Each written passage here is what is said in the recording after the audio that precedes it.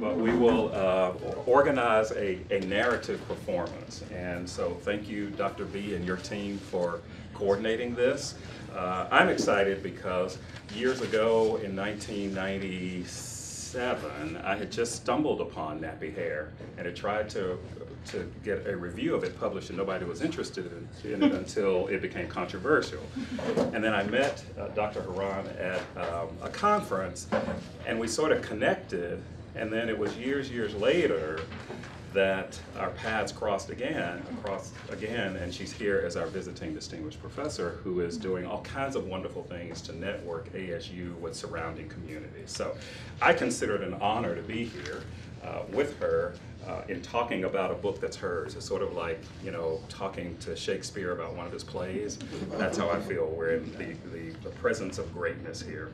I think what resonated with me in terms of this book is the fact that it was like no other children's book that I had read or had participated in the reading of. So I'm excited about it because each performance is different, because each audience is different. But it has a certain noisiness that I think makes this different than books perhaps that you've read as a child or read to, or that you read to children. So this is performance, and it means that I'd like for your participation in it. And one thing that I'll say, and maybe you can help me sort of set the mood for this, is that we want it to be noisy. Some of you who were here early heard Patti LaBelle and Gladys Knight, and for those of you who missed it, and Shirley Caesar singing a gospel tune, and it was just very noisy because call and response is not often neat. Call and response can take many forms, but the form that I imagine this taking was sort of a messy form. And there's something really exciting about messiness sometimes, right? Remember how we played in mud? Some of us, because I still don't like mud. But some of us like playing in mud, and some of us like doing other kinds of messy things. So we want this to be messy, but we want it to be orderly in its messiness, okay? So some of you probably know the tradition out of which this comes, so I invite your participation. It is a performance piece, and it needs a certain rhythm. And what it really shows is that there has to be a symbiosis between an audience and a performer, and the performer becomes the audience in order to make it happen. So let me see if we can do it. We're all going to become thespians, and I can tell you one of the things that I found liberating about this text is that it allows for a certain kind of improvisation. And those third graders from Brooklyn, New York knew that. They got really excited when that teacher walked in and read this.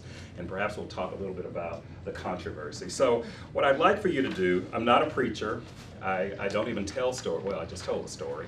I read stories and I perform stories, and I can talk about other people's stories. So all of you should have a copy. Okay. And because it's call and response, I'd like to be the caller and you'll be the respondent.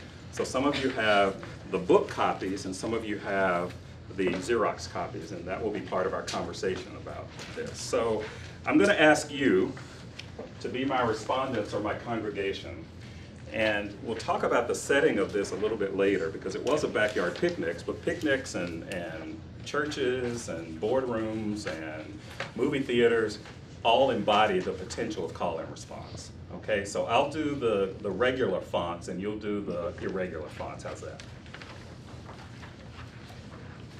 One thing, I've done this many times. Sometimes I miss the words, but in that sort of improvisation tradition, you don't need to stop because I'm missing my words. You need to make sure that you're playing your part. And so the rhythm becomes the meaning. So there's a message in the music, all right? Okay. Yes? Is the irregular the bigger one? Yeah, yeah. It's the some are bold and some are different sizes. Yeah, do you see that? They're not all bolded. Some of them, and I say that because it's the. How would you describe that, Professor? I'm sorry. They're all italicized? Okay, they're all italicized. Okay, okay, all right. Yeah, you'll get it. And that's the other part too, is there's an improvisational nature of this. You gotta explain it this wrong. So if, for example, you're like, okay, I don't want to read this. If you recognize the rhythm, then just participate, and we'll get this over, and then we'll start talking about the controversy and what this book means. All right? Are we ready? Let's try it out. Nappy Hair by Carolivia Herron.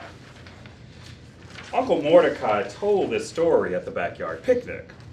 Uncle Mordecai told it, the folks joined in between the lines, little Jimmy taped it, and here it is.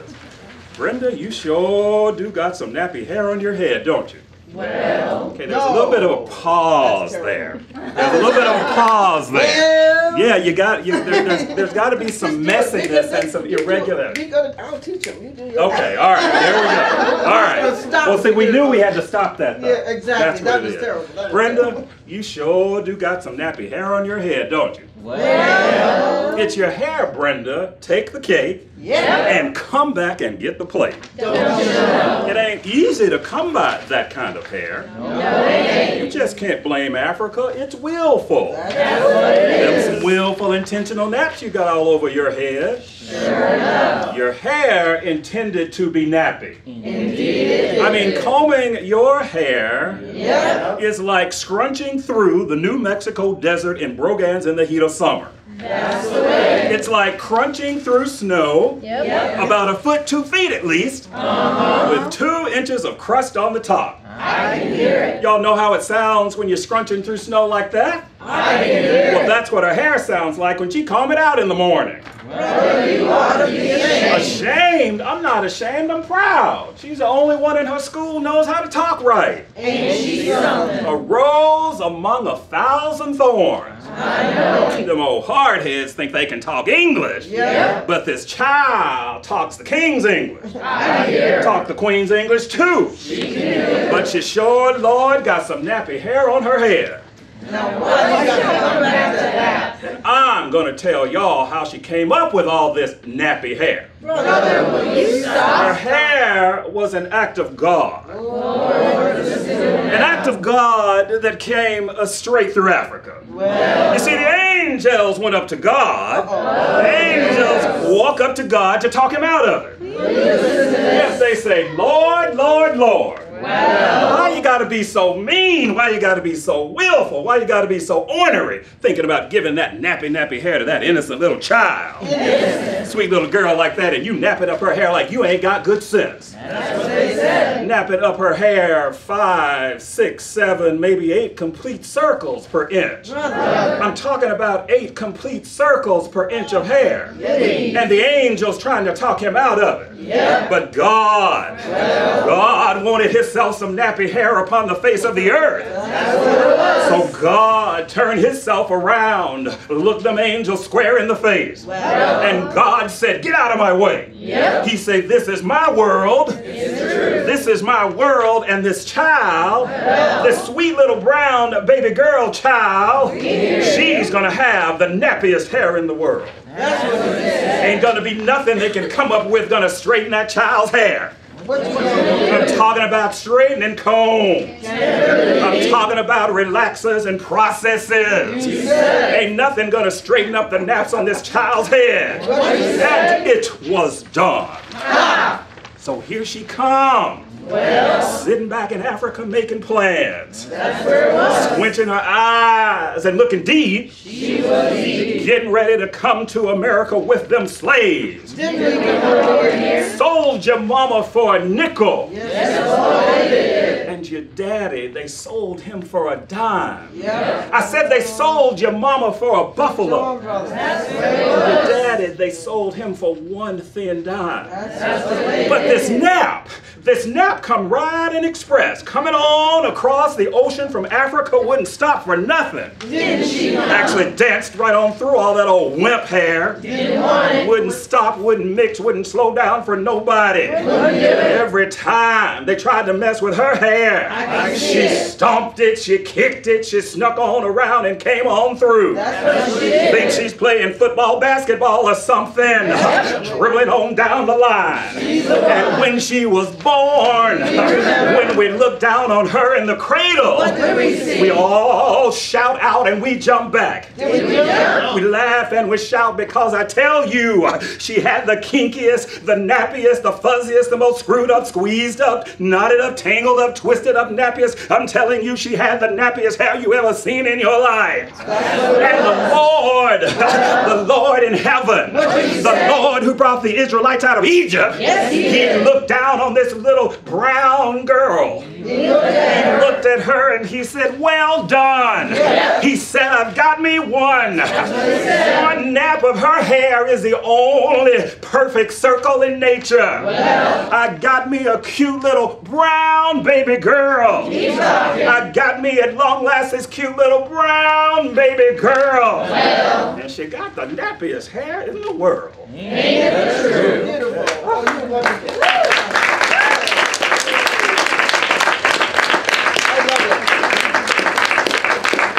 Good noise, by the way. Somebody's been to some of those southern churches that I grew up in. All right, Doc. All right. So is that was my turn? Is that what it is? Well, I really enjoy hearing you do it. I have my own method that I like, but when I come in here, I can do it all the time because I can't get that straight. I hear it on Sunday morning. I'm Jewish. My mother's Christian. On Sunday mornings, I get to hear these sermons when she's getting ready to go to church. She listens to on the radio, and I hear it like this, like you're doing it the real way, the right way. That's beautiful. I'm sorry it's the artist hearing her work done correctly. So I'm basking in the joy of hearing that. Who would have thought when I wrote this book that it would cause so much trouble, be so much fun. And I remember I used to, when I first started doing this book and going around, I would do both parts in the audience. I wouldn't have the audience do anything. I went to an audience, and it was in Illinois somewhere, where the people were so far into it that they took it away from me, and they were answering without me having to tell them anything. And I found out one of the secrets of call and response that I didn't know before then is that in the call, when you're doing both the call and the response, all the energy comes from you. But when people are responding, they give the strength back to you so you can keep on moving and keep on going. And I said, well, I was so relaxed because they were answering with me and moving along with me toward the conclusion. And that's the reason why I wrote this book. Actually, I recorded my Uncle Richard. Some people have asked me, how can I claim that I wrote it when Uncle Richard told the story? And that shows that I'm a part of two different societies, as it were. Because even though Uncle Richard created the story about my nappy hair when I was born, the whole family knows it's my story. And the sense of ownership and plagiarism and all doesn't come up. It's mine. And nobody, he was actually interviewed in Washington by Fox News. Excuse me for that. I'm totally free of prejudice against any news organization, but and they were trying to make him get upset over me taking his story, and he couldn't understand it. He couldn't understand it because it's a communal. The story was created communally. That one passage that you just heard. Let's see if I know how to go the correct direction. Yes, that long one. Laugh and shout because I tell you she had the nappiest, the fuzziest, screwed up, squeezed up, knotted up. That paragraph is actually the beginning of the whole story. When I was born, my uncle, who was a painter at Howard University, which had Freedman's Hospital where I was born, his job was to look, whenever any baby was born in the family, go look at the baby and call up my grandmother and tell my grandmother what we looked like. And so he gets on the phone and tells my grandmother, but what's the nose look like? Well, the nose is pointing straight up, it's fine. And what are her eyes? The eyes are fine, yeah, they're cool, they're all right. But what about her hair? Well, it's the nappy. It's a little screwed up, squeezed up, knotted up, tangled up, twisted up. And every time my grandmother would say, oh no, it can't be that. Yes, it is, it's nappy. It's a nappy. I've never seen hair as nappy as this. And all our family. And even growing up, I had several girl cousins, we grew up together. And my other cousins actually had straight hair or curly hair. Nobody had nappy hair. I was the only girl with really nappy hair. And there was a part of the story that grew. Different people wrote different parts of the story. And I remember I added the line, it's like squinting through snow. And my brother added the New Mexico desert. And another person would add one line. But then my uncle gathers them all in. And every time he tells us, it was a different set of phrases, different people. It's an oral poem that belongs to a community, but particularly belongs to me. I don't think anybody would have thought, oh, that's Uncle Richard's story. That it was my story. Why did I write it? or why did I decide? I was teaching a comparative epic course at Harvard University. And this was not easy to do because I wanted to teach African epic and Greek epic in the same course. So this is my way of trying to tear down some of the barriers at Harvard University so that African epic could be taught at Harvard, but only in folklore department. It was never taught as literature, as art. And I felt that it was art, and I wanted to break down that barrier. These are stories I just remember today talking to Dr. B over here, Dr. Blassingame, and I realized that this was a part of a concerted effort on my part to change the way epic poetry is taught at Harvard. And you know, one of the things I did was take the professor who taught Virgil to lunch at the faculty club, and because he was saying that African epic could not be taught in the same classroom with Homer and Virgil and Dante and Milton. As I took him to lunch and talked about oral poetry and the fact that African epic is oral and Homer is oral and Virgil is not. So Virgil should be kicked out and all these other guys. Milton could stay in because he was blind, so he narrated his. And we keep Milton, we keep Homer, and we keep African epic. And I was saying, isn't it silly? Don't we want all of them? And he agreed. He was really cool, you know, after our lunch. And he went to the comparative literature department and gave the approval for the course to be taught. So for the first time, African epic was taught as art and not as folklore, you know, those people down there who don't know what they're doing artistically, which is another way of what it was saying, don't you think? So it was all a part of that. And so as a part of my way of teaching that class and preparing to teach it again in the fall, I decided to record my Uncle Richard. I changed his name to Mordecai. There's another whole story behind that. It was a way of finding out who was Jewish in my audience. I took my Uncle Richard, I said I'm going to record him on my birthday, which is in July. And we have big parties every July. And I decided to record my uncle all day long at my birthday party. And I did. And there were several stories told that day. And when I listened to the recording, I had to decide which one I would tell. And I picked the hair story. Second runner-up was a story about hamburger. He was describing how to make a really good hamburger. And my uncle is the kind of guy that everybody loves his stories, but they don't want him to go out in public. He embarrasses everybody.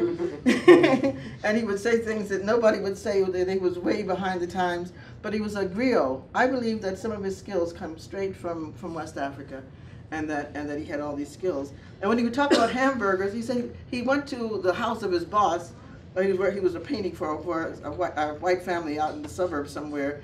And he said, well, I can't stand to see them white folks messing up all that good hamburger. I kicked him out of the kitchen, told him to get out of there. And I looked out and found the prettiest one of the girls and said, you come in and help. And he locked him out of the kitchen. And he described how he cut up the onions and how he cut up the spices. And but it's, you know, you never tasted this hamburger. This is a hamburger that has never been tasted by anyone. It sounded so good. And when he took it back out and shared it with everybody, and that's the kind of story that my family is totally ashamed of, but loves it when he tells the story. So that was the second runner-up story. But the first runner-up was Nappy Hair, because it affected so many people. I thought that nappy hair would bring more people in than hamburgers. And it was odd that would happen, it seemed to me that day, because here I was determined to find an epic poem in my uncle, and never thought that it would be a poem about me. But that's what it ended up being, and that was the way it fell out that day. I want to share with you what I consider the prize moment of this epic story. Now let's see if I can. I'm not so good at that. The wrong way. Yes, that's the wrong way. Backwards we want to go. I want to go to the moment when I knew I had something of uncommon value. It's right here. Epic poet scrambles, I call it. Okay, my uncle. Okay, imagine this. We're sitting around at the tables in the backyard, all at our tables, and everybody is listening to him tell the story about how my hair came into being. And it's at a point where he wants to stop and eat his food, and the audience can't bear it. He has to tell more. He has to tell more story. But he can't go anywhere because he's worked himself into a hole. He's talking about how my hair came from Africa, and he's trying to say, you know, it came from Africa, then it came across the Atlantic and so forth.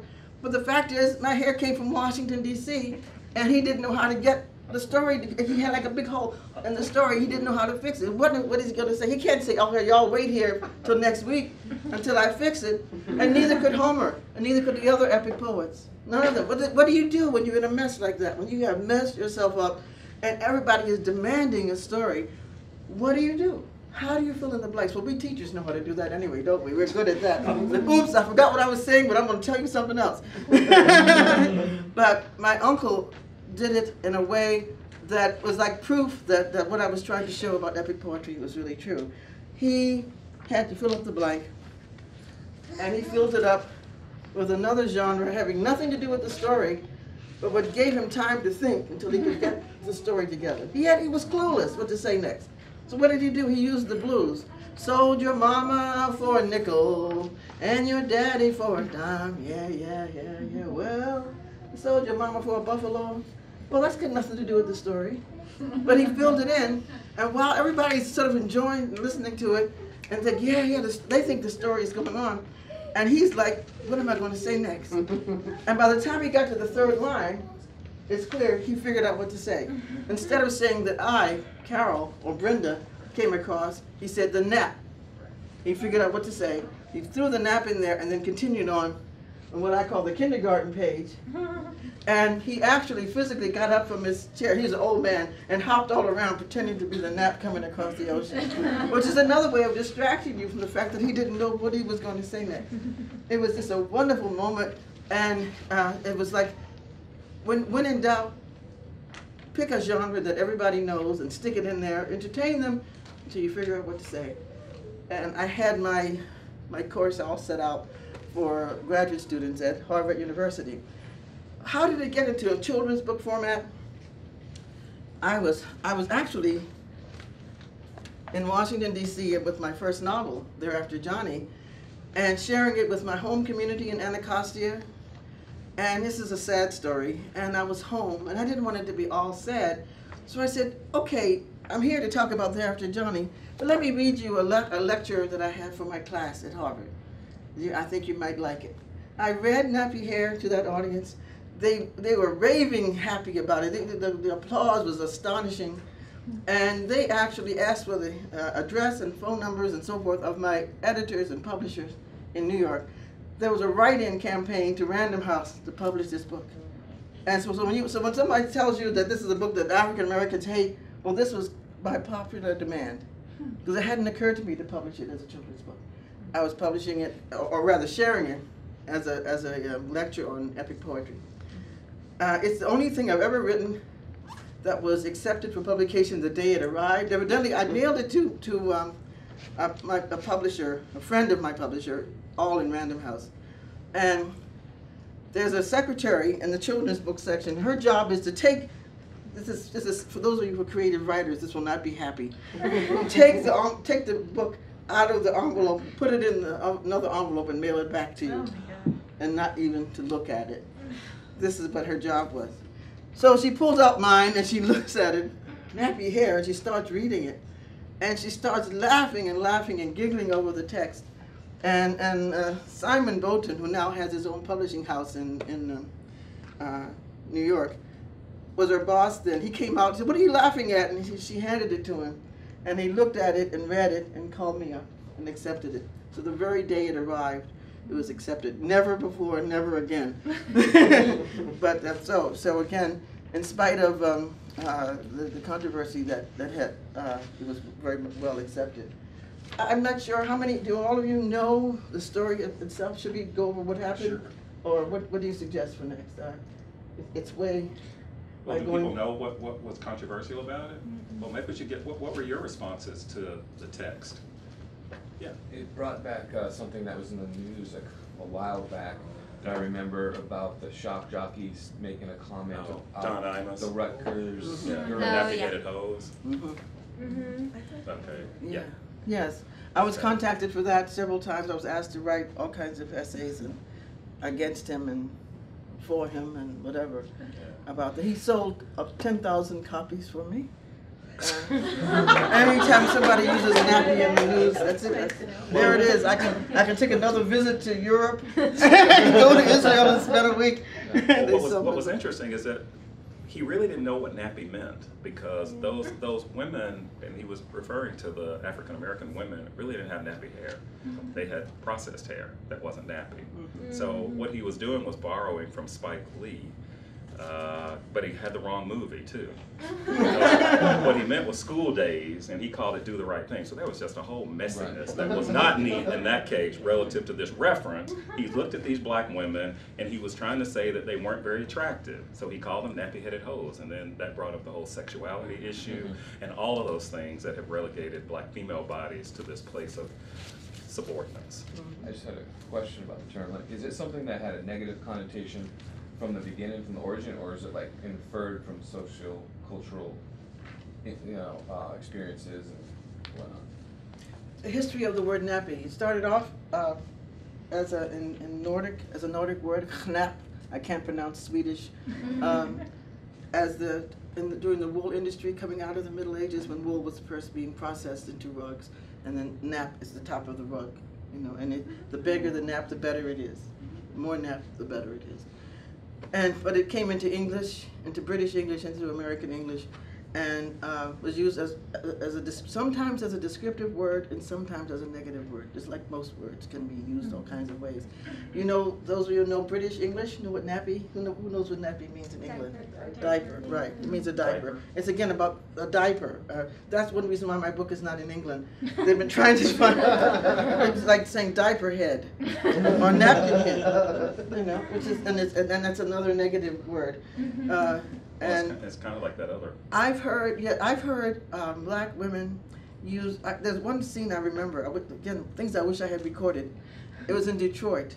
Two black women are walking up to my table where I'm selling copies of Nappy Hair, and they're fussing at each other. The first one sees the copy of Nappy Hair and says, "Oh, my sweet little baby, nappy-headed child." She's looking at the book and thinking about her daughter, and her sister beside her says, "Oh, nappy hair. Yeah, that's what your child got. She got that old nappy hair." And the first one goes and says, "Don't be talking about my child. Talk about she has nappy hair. Leave her alone. Leave her. She ain't got no nappy hair."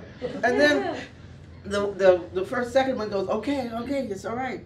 I will leave your child and her hair alone." And then the first one goes back, "Oh, my little nappy-headed baby." So you see, it's been used about 5 different ways in the same sentence. And what I do when I'm around children, not around adults, I hope some of you know better, I tell children, if you've never used it before, don't use it now, because you don't know how, and you may hurt somebody's feelings. And I'm assuming as an adult you know that already.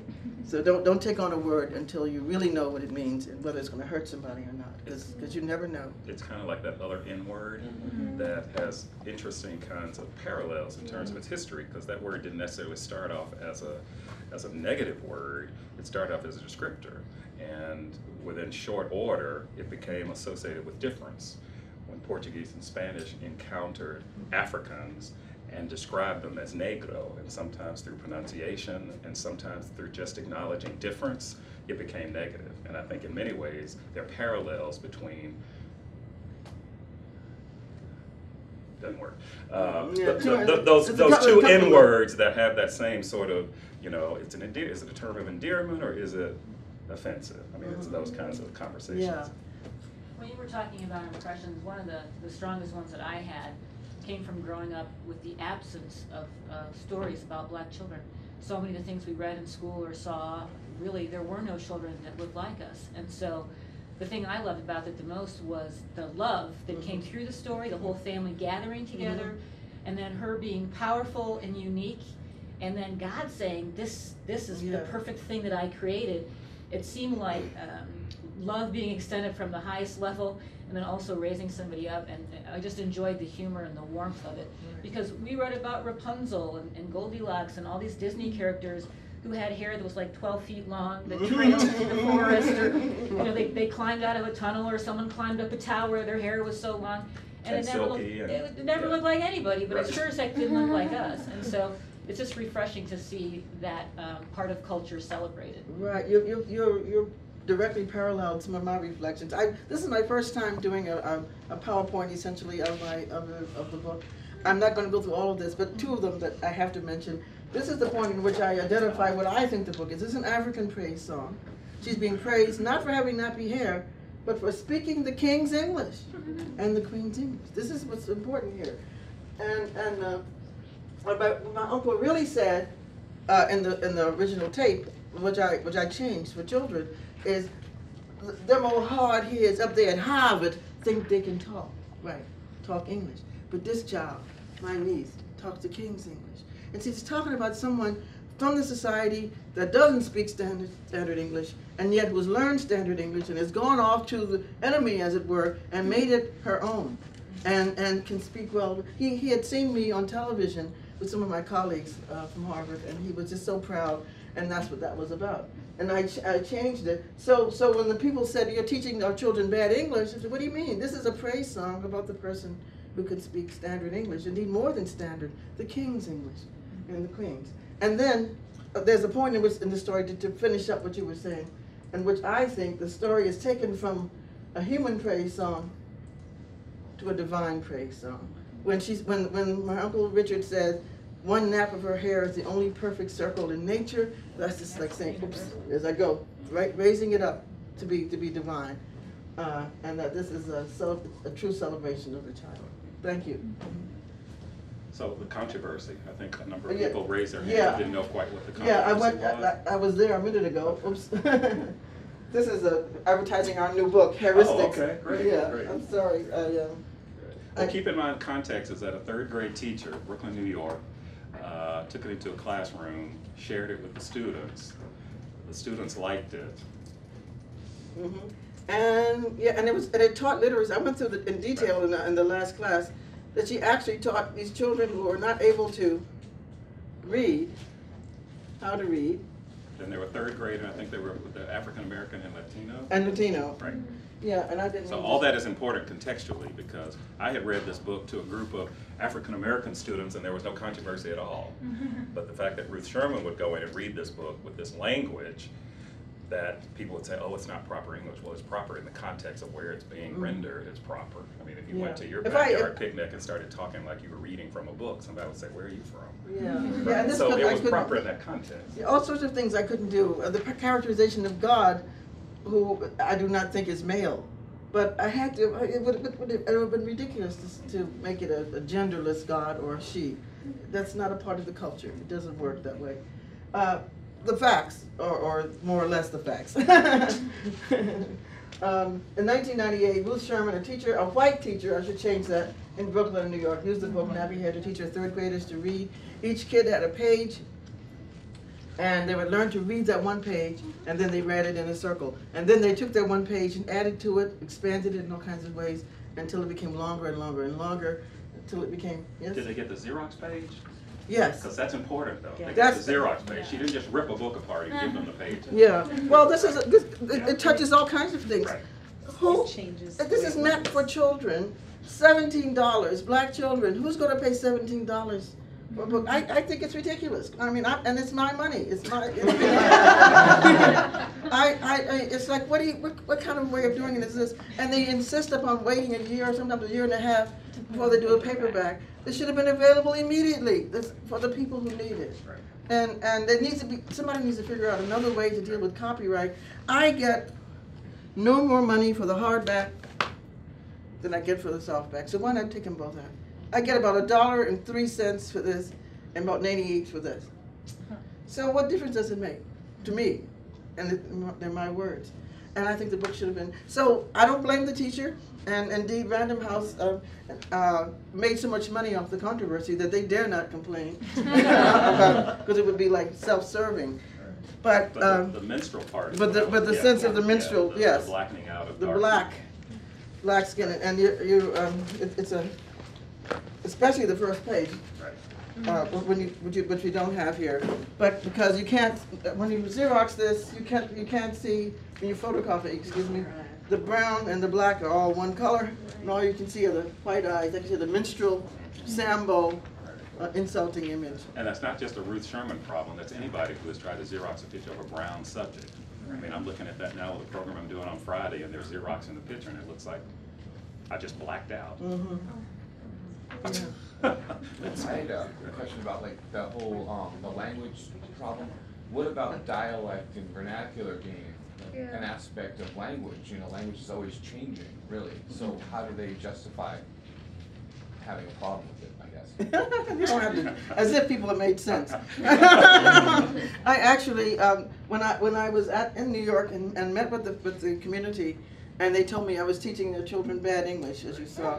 I actually gave a whole talk. They had angered me because they had just insulted Jews, not realizing that I was Jewish.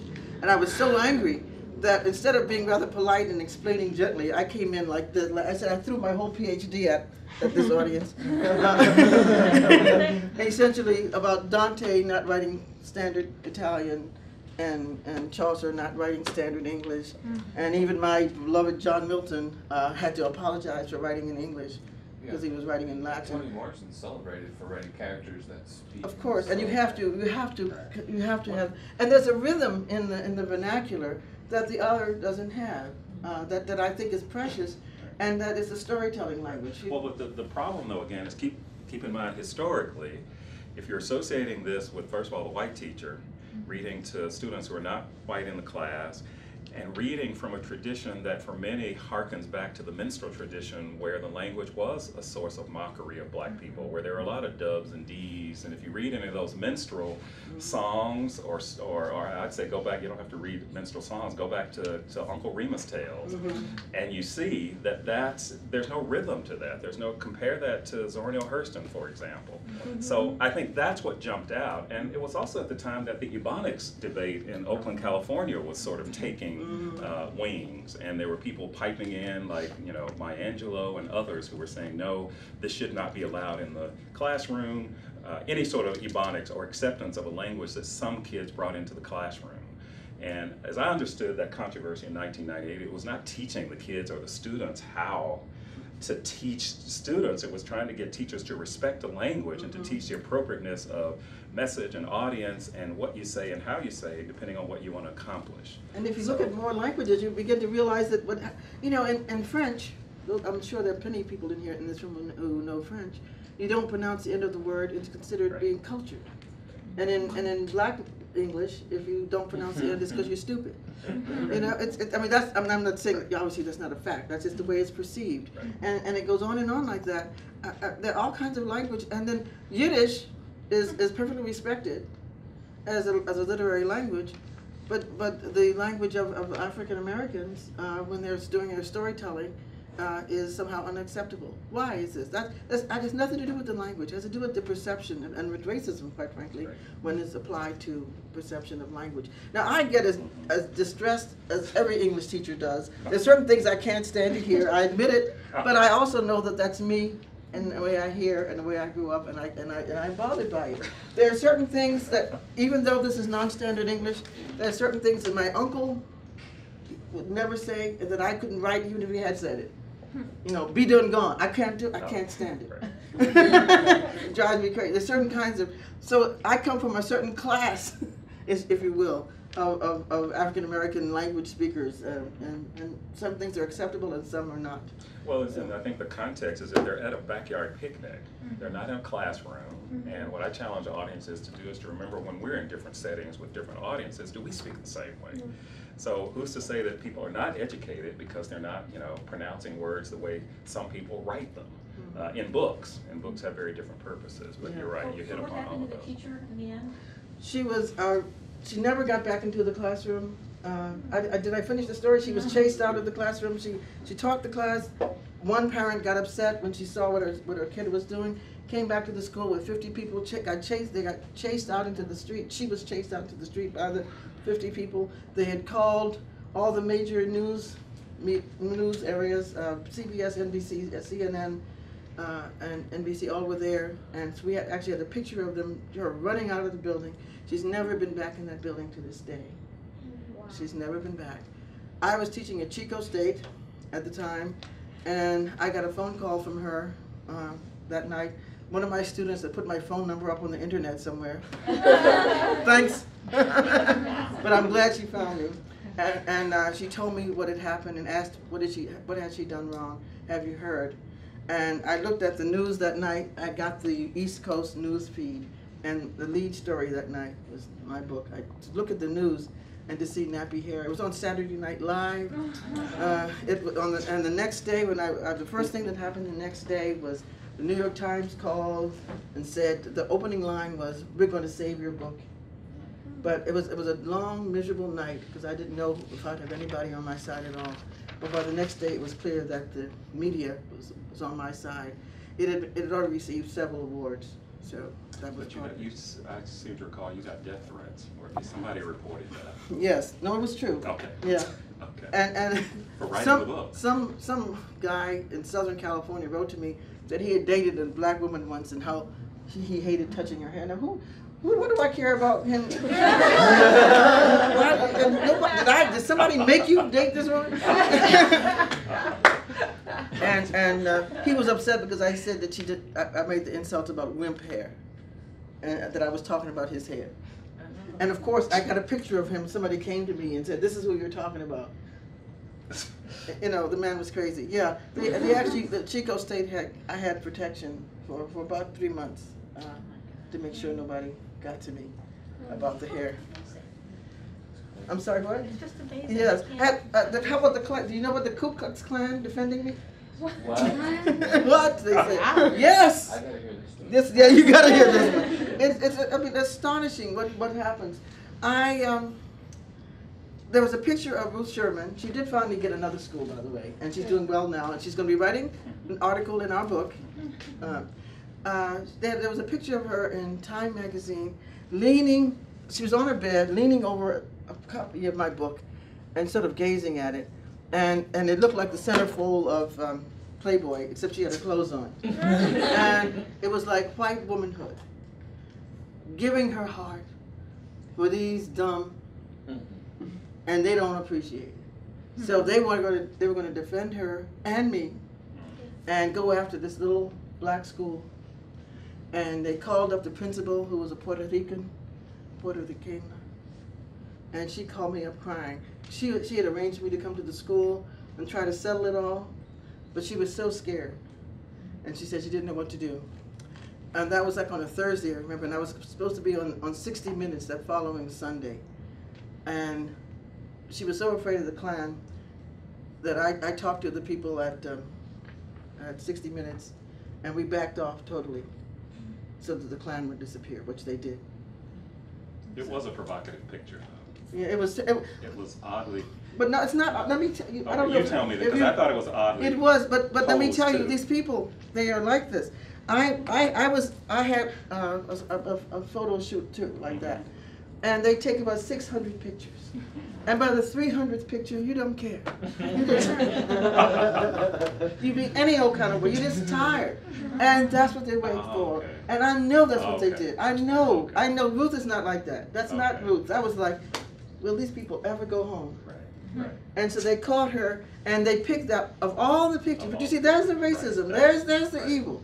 They could have picked any of those 600 Right. pictures, and I know they had 600 Right. because they told me when Newsweek came to me, the minimum is 600 pictures, and they picked one picture. It was just kind of seductive. Oh, Or it just was like flirting with the camera and kind of and lying down. and gazing at the.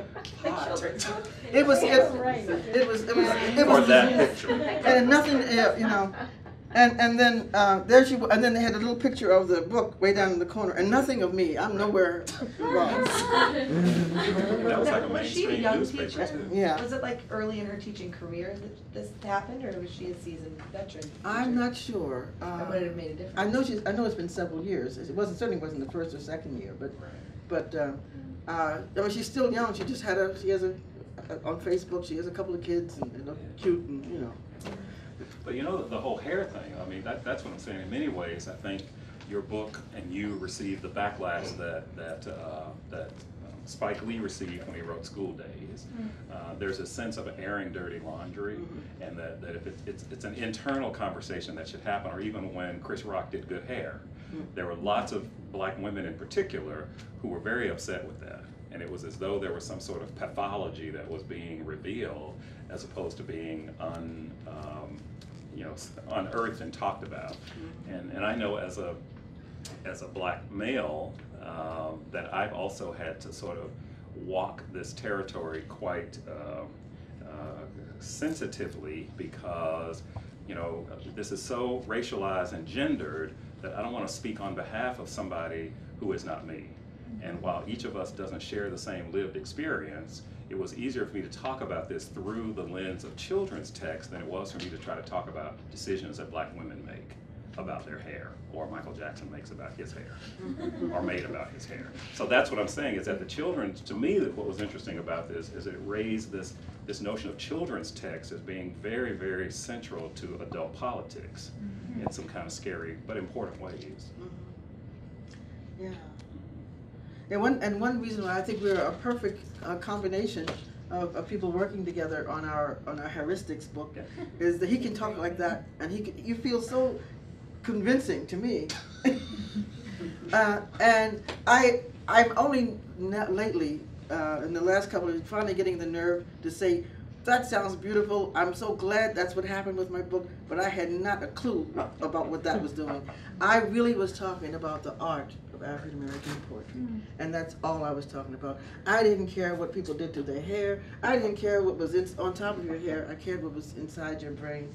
And I was ashamed to say that at the beginning, because I felt like I was being sociologically insensitive or something like that. But now I guess I'm old enough. I don't care. And plus, I do care. And I think that's one reason why I love this partnership so much. Is somebody else can take on that part for me. I am delighted when a young girl, a 10-year-old in what city was that? Kansas City. Just got up out of the middle of an audience when I'm getting ready to start talking. She just walks down through like 100 rows of chairs, and she has this, this kind of black hair that's so beautiful and thick, and you braid it and twist it, and it still won't do anything. But it's love, and you think, oh, what rich hair. And she had it sort of twisted around her head, and she came up to me and just hugged me for a second, and then turned around and went back to her seat. Never said a word to me. Now, I think that was a moment when I said, well, you know what? I may be all this art for art's sake thing, but she couldn't appreciate any art if she didn't love herself. And my book has done something to help her love herself. So I'm appreciative that it has done something that I didn't intend, because I did not intend that, but it happened anyway. And I was so delighted for that little girl and for all the others. I've seen, I've been at readings where I remember there were 3 little girls in Binghamton, New York, and the whole bookstore, Barnes and Noble, was chanting this back and forth and back and forth. And these 3 little girls were looking at each other like, are they talking about us and our hair? And they would look up at us and, are they crazy or what? And then as we stood there, they got taller. Like they were ready to step into the middle and, yes, you're talking about me and my hair. And it was just a wonderful feeling to be a part of this movement, as it were, to appreciate ourselves and well, as we are. It's interesting because there were other children's books that came before Nappy Hair, and there have been other books that have come after Nappy Hair, but none, from my perspective, has sort of achieved this kind of attention in the format that it's being given. And part of that, I think of Bell Hook's book that came afterwards. It's Happy to be Nappy, but it's even though I think Bell said she wrote this before Nappy Hair, it came out after Nappy Hair. And of course, it was an okay book. Well, I love it all wasn't books. Controversial. That's what I'll say. It wasn't controversial. It tells you what to think already. Right. Happy to be. My book Right. doesn't give you a clue Right. on the title. You have to Right. read it. And I think a book that's We're gonna written cut for a that part out social, of the they were video. written in a strange kind of way. By not writing it for sociology, Right. I achieved it because she wrote it to make people feel better. Right. To me, that's presumptuous. I love Bell Hooks now that I've met her Now here. that Now that we're I brought them friends. We used to together, be yes. not friends, and now I love her and her work.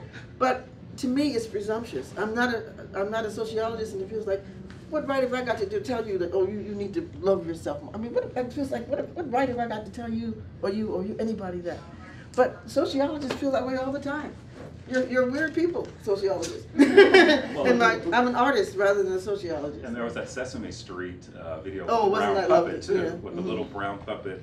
And it's interesting because my Mhm, work on my Tuesdays. hair came as a father who became intimately connected with hair through a daughter. And this father who wrote the Sesame Street song for his daughter, I Love My Hair, is about this little brown puppet who sings about loving her hair with these different hairstyles, and that she doesn't need to go to the beauty shop. She loves what, you know, what she's got on top. And what was interesting was reading all of the comments that came in the blog where African American women were somehow liberated because they wished that they had had this moment when they were children where they accepted their hair as it was. And we found, you know, Chris Rock says that he wrote Good Hair in response to his daughters, who were 5 and 6, playing with Barbie dolls and then saying, you know, Daddy, why don't I have good hair? So what I've particularly appreciated is the fact that it has sort of allowed, whether this is about me, it's sort of allowed me to sort of talk about hair as something that we all share a hair story. And so I can't tell my story without talking about, you know, our daughter's hair or my spouse's hair or our son's hair. And so that's what I saw also in this, is that it doesn't start from a place of division, but rather starts from a place where you can bring people together in a moment, in a performance. Yeah. If I could add one more comment, one thing that's surprising to me, but I guess it shouldn't be, is that the controversies are still unfolding. And I know that conversations about hair of everyone, they span centuries, and there's all kinds of issues about class and punishment, people's hair being shorn because of their status, because of their religious association, because they're perceived to be an adulterer or adulteress. There's all these things, but if you even limit yourself, and I'm talking about hair from the neck up too, by the way, not hair everywhere else, because that is a whole separate conversation, whether you're in the military or the police, there's all these societal you know, mandates about hair. But if you even just focus on children, the controversies abound. You cannot go to the internet without typing children and hair in, and kids' hair is being cut. Literally, a little girl with Down syndrome, recently her hair was cut off because the teacher said she was playing with it. The teacher just cut it off. The girl came home with her hair 6 or 8 inches shorter without them speaking to a parent. A young African-American male, the teacher said he shouldn't have had his hair a phase. It was like, you know, a little bit shorter in one place than the other. And so he had a different part, 2 parts instead of 1. The teacher said he wasn't allowed to have more than 1 part. She filled one in with marker and sent him home. There's a white boy whose hair was long. I think he was 5 years old, and the teacher said it wasn't supposed to be past his collar. And they said he couldn't come to school unless his parents cut his hair. And the parents said, why? And they said, because this is a rule. And there is story after story, and these are recent. These are in the last 3, 4, 5 years. You need to write our essay to get our book. She needs to write. We need to. Which is why hasn't this changed? And why is it something that, I guess the good news is parents are being more actively engaged. They're not just accepting, you know, a creative, you know, a rule as being, you know, applying to all children. But there's all those cultural layers about whether hair is covered for religious reasons. What does the hair symbolize within the culture? What is the message you're sending to the child about the acceptability of their appearance that they're born with? You know, and then what does it say about them when you're imposing a uniform view when it may not even be achievable, you know, and that's even getting apart from illness and all kinds of other things. So it's amazing to me that even children could be the focus of those controversies. Even children, imposed by adults, and it sets the tone for their life and their views about being accepted as part of the culture in which they live. Right. Well, in yours in particular, that moment brings in sort of the gender nature of dress codes, because as Dr. B pointed out to me, a lot of those schools that have dress codes, the details about the hair are actually to boys, not to girls. In many cases. Right. Yeah, and as soon as the book was banned in New York, it was being sold all over the streets of New York. People got whole carts and made livings selling the books on the streets, and primarily Muslim. So all over the street. It was an amazing. Well, your book is holding the test of time. It's special and it's unique, and I can't tell you how pleased I am to hear you and see you again. The story never gets old for me. I'm delighted to be able to see you again, Professor. Yeah. It feels like, thank you. It feels like it's cheating a little bit though, because I think of the books that took me years and centuries to write, and Nappy Hair took 1 summer and recording and was accepted the day it arrived, and it was just, it's like his path was set out for it from the beginning. Well, and we're creating as part of our project that has Dr. Blassingame also a way of looking at hair, looking at other disciplines through the lens of hair. So we'll have like a volume that we are shopping around But we also want to make sure that teachers, K through 12 and beyond, have some kind of suggestions about how to incorporate, because when this controversy erupted, a number of teachers were afraid to teach the book, and so they steered away from it. And then it got, on the banned book list. And so what we're trying to do, I guess, is to sort of look at this as a conversation that is bigger than the book, and the book becomes a catalyst for what could be really, really provocative and meaningful kinds of conversations about difference, but difference that unites people as opposed to difference that separates people. Right, and not only about nappy hair, by the way, but Right. all hair, all kinds of head hair. Right. We'll say, not all the body hair. Right. You had a point? That reminds me, did we settle on a mortician for the piece on hair? I have a mortician, but you have, we thought, we can use, can't we use both? Well, Right? we surely can, but I think it's interesting because families can be really upset Mhm. if the hair doesn't look right Right. for eternity. Yeah, my mother was, saying, And beyond. the reason why hair causes so much trouble is that it's one part of our bodies we can change easily without, you're changing your hair color and your face color and all that. You can't do that very easily. But your hair, you can cut it and make it short. You can change the color. You can do stuff with it. Maybe it's just because it's easy to make different. Well, I do a Google alert on hair, and you'd be surprised at the number of things that show up every single day, multiple things. And the last conversation that I participated in was the Gabby Douglas conversation about hair. And what people didn't seem to get was why there was this focus on hair when she had won these gold medals in ways that nobody else had done. And some people dismissed it as snarkiness, and I keep wanting to read it as something that's more than that. Yeah, that there's something about her being. I think you're right. I shared it with a little bit with the last class Oh, too, okay. because it's not just black women don't have good sense and mess with this child. Right. No, it's that you could tell that when as soon as I saw her, and I'm very much open to nappy hair and things like this, I said, oh, I'm pleased that she hasn't listened to the hype and has kept her hair the way she wants it. That's what I said, because but even I recognize seeing her that in the standard way of things, for somebody her age would not have her hair like that for the Olympics. It's just, but that she had resisted something, or had been in a situation of some kind where the normal ways of cultural nurturing had not been available in some kind of way. Did you even know about that controversy? Yeah. What did you figure out that was why? Why are people talking about that? Why are people upset about it? There's people on this side of the room who hadn't heard about it. I don't Oh. know what's going on. Okay, Yeah. okay. She won the beautiful black child who won the On Olympics. the Right. American Olympics. Had her hair in a way that, as I said, as soon as I saw it, I said, oh, I'm glad she hasn't listened to the hype.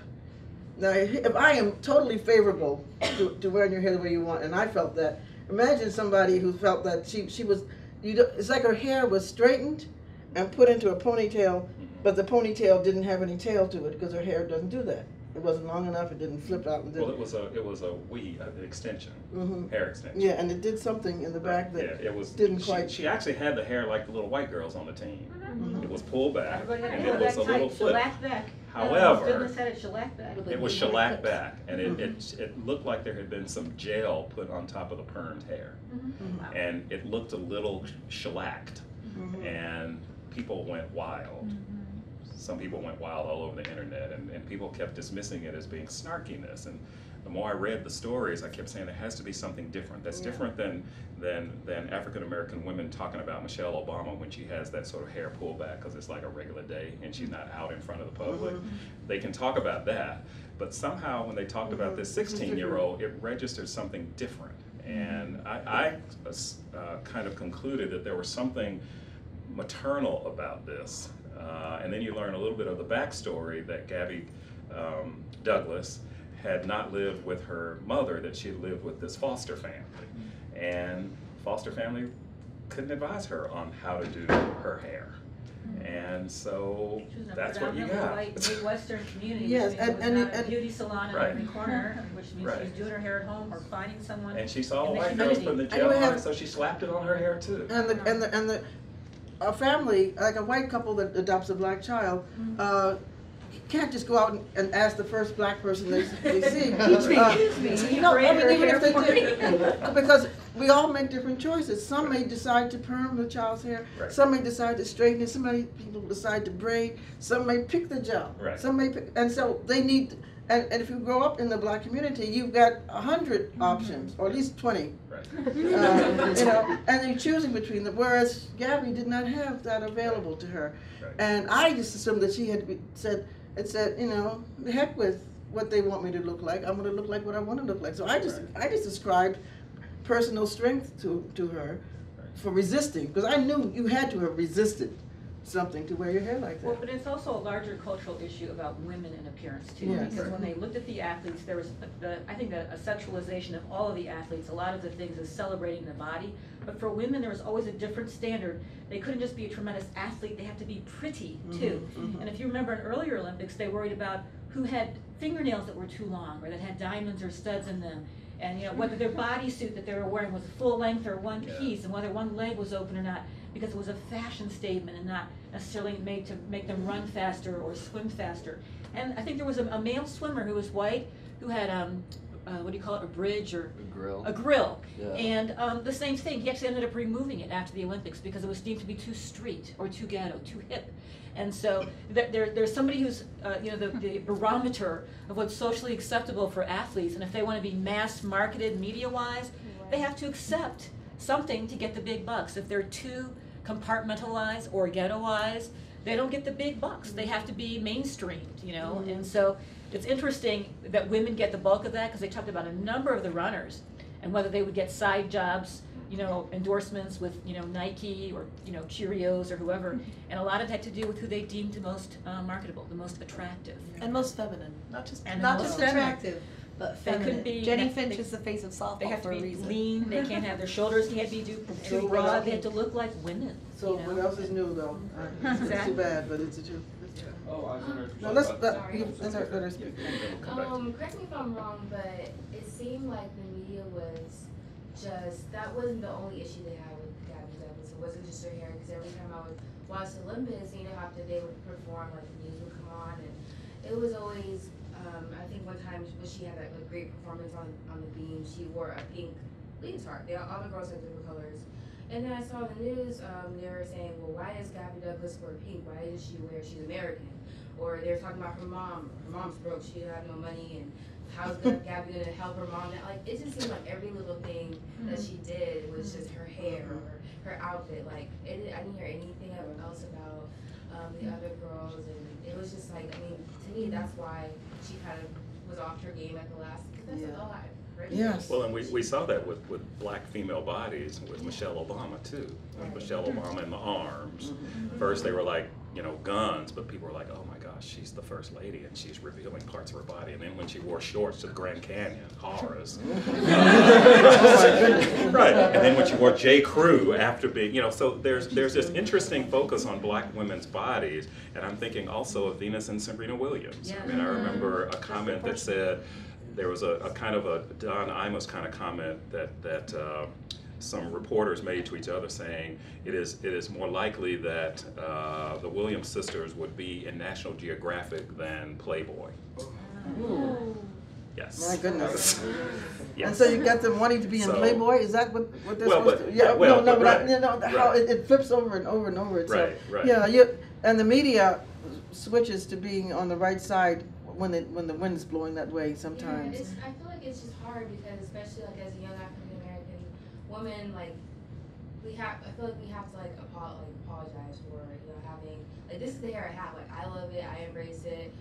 I'm sorry you guys have a problem with it, but this is how I am. Like, I have to learn how to accept it. And But I bet you've been complimented on your hair all your life, Who? haven't you? I haven't, no. Oh, you haven't? No, I'm half black, half Hispanic. Right. So we have mixed hair, like it's really curly. So I mean. But I mean yours in particular, because I can see people saying you've got really good hair. Yeah, well. You've never had anybody say that? It depends on how I wear it. Like sometimes Okay. I wear it natural, and Oh, okay. I went to an all primarily white school, and people would be like, "Why is your hair so curly?" You know what I mean? But I mean that's just it's my hair. It's me. Right. Well, it's interesting because even, and what I've tried to also bring in this is the extent to which boys become part of the conversation, because you know, there's very little attention associated with boys and sort of physicality in the same ways that we have women. I mean, we don't have those little pageants where the little girls, toddlers in tiaras, where the hair is like an adult little miniature person. But it's interesting to me how boys become part of those conversations in, you know, the dress codes. But there are also instances where boys are part of cultural traditions where hair can't be cut, but they can't be allowed into the school, or the hair that looks like mine is perceived as extreme. So what I'm trying to do in this issue, the special issue, is to talk about it as a gender issue, but talk about the extent to which boys have not been part of the conversation, because boys feed into these images and buy into these images of long and beautiful, silky and flowing. We've got a boy here who's a Pantene model. Right. So boys have hair stories to tell too, and that's what we're bringing into I hope our discussion of hairistics. Okay. So, Can we? one final question? Yeah. You were like how boys feel about their hair. I grew up on a military base most of my life, so we've seen hair as different things, but most of us kept our hair short, mostly because we saw our dads keep our hair short. And when we started to like travel and see other places, we saw there were so many different hairstyles and all this other stuff, but we could never try them because it wasn't allowed at the schools or allowed to do what we needed to do or what we wanted to do. But when you were able to make a decision on your own, you decided to stay with the short hair, right? I've had an afro, I've had dreadlocks. Oh, okay. This is because I was in ROTC. Okay, so another military influence. Yeah, and I admit I have certain things that I don't like, and that's because I'm a '60s person. When I see an African American man with his hair cut short, really short, clearly on purpose, it bothers me. I don't understand. It's like I don't understand it, and that I have to remember that. That's my own little strange thing. I guess I love nappy hair. I want to see it out. I want it all over the place. Well, I guess one final comment, I guess, would be, you know, I read Kabina Mercer's piece on the politics of hair. One of the things he says, and I use that whenever I start my presentations on hair, where nappy hair is the centerpiece, is he says, hair that grows out of the head is just a biological fact. When we start doing stuff with it, then we start constructing it and giving it meaning. So everybody on some level constructs your hair. So even the language or the rhetoric that we use to talk about hair really doesn't capture it, because nobody really has natural hair. Okay, and that's only if we talk about natural versus something else. But everybody in here has done something to his or her hair. And so once you start constructing it, then you start constructing it to represent something or to have people interpret it as something. And it's very interesting because the hair, you know, hair tells the story before we start talking. And, you know, one of the things that we say is that everybody has a hair story. Everybody has had hair, wants to get rid of hair, can buy some hair, wearing some hair weaves, knows about hair thieving. And so we see hair as one of those ways to talk about anything that matters to us as we sort of make our way on this planet. So. I have one final comment. Thank you, everyone. Yes. I have a new book that just came out on Friday, and I just want to share. This is the story, Let Freedom Sing, the story of Marian Anderson. And it's the libretto of an opera that was commissioned by the Washington National Opera and the Washington Performing Arts Society. And it commemorates Marian Anderson singing at the Washington Mall in 1939 because she was not allowed to sing in Constitution Hall. And I just want to share that because I have a new book out and I can't help but share it. Thank you.